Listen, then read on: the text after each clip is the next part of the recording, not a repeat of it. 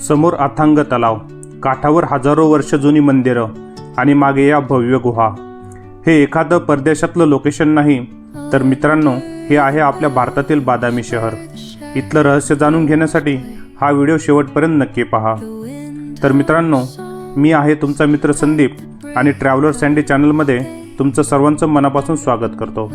तर आज आपण अशा एका ठिकाणी आलो आहोत जिथे दगडात कोरलेली सौंदर्य पाहून तुम्ही मंत्रमुग्ध व्हाल। आपण आहोत कर्नाटकातील बागलकोट जिल्ह्यातील एका ऐतिहासिक शहरामध्ये, ज्याचं नाव आहे बादामी।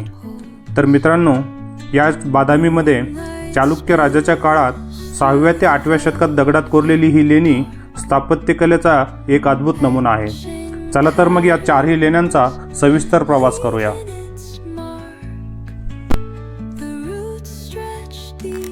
तर मित्रांनो, या लेणी श्रृंखला पाहण्याची सुरुवात करूया येथील पहिल्या लेणीपासून। तर ही पहिली लेणी येथे भगवान शिव यांना समर्पित आहे। या ठिकाणी दगडामध्ये कोरलेली नंदी महाराजाची मूर्ती आणि गाभाऱ्यात असलेली मोठी शिवलिंग या ठिकाणी आपल्याला पाहावयास मिळते।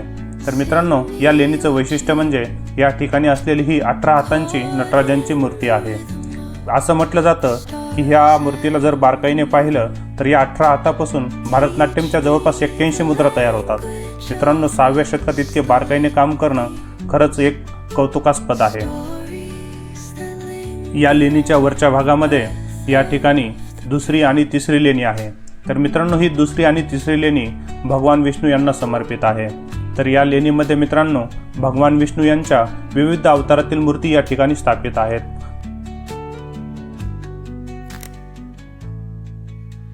तर मित्रांनो, यामध्ये विशेष म्हणजे ही शेषनागावरती बसलेली भगवान विष्णू यांची मूर्ती सर्वांचं लक्ष आपल्याकडे वेधून घेतल्याशिवाय राहत नाही।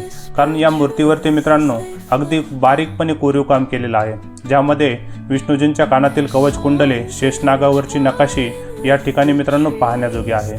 त्याचसोबत या ठिकाणी वराह अवतारातील भगवान विष्णूंची एक मोठी मूर्ती आहे।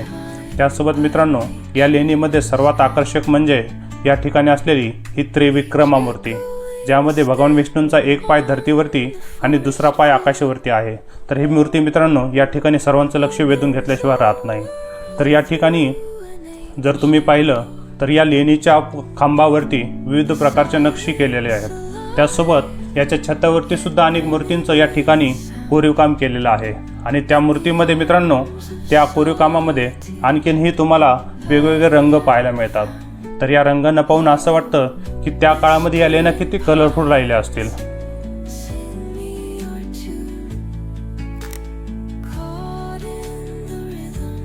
तर ही दुसरी आणि तिसरी लेणी पाहून झाल्यानंतर मित्रांनो थोडं वरती गेलो तर या ठिकाणी एक जैन तीर्थंकारस यांना समर्पित ही चौथी या ठिकाणी गुहा आहे।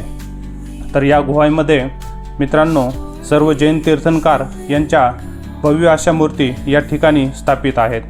तर या ठिकाणी मित्रांनो पाहू शकता भगवान महावीर यांची ध्यानस्थ शांत बसलेली मूर्ती आहे।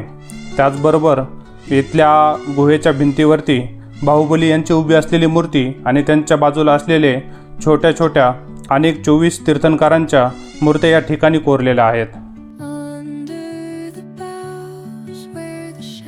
मित्रांनो, या ठिकाणी चौथी लेणी सर्वात उंच असल्यामुळे या लेणीच्या बाहेर जर तुम्ही आलात तर त्या ठिकाणून तुम्हाला अगस्त्य तलावाचा सुंदर असा नजारा पाहायला मिळतो।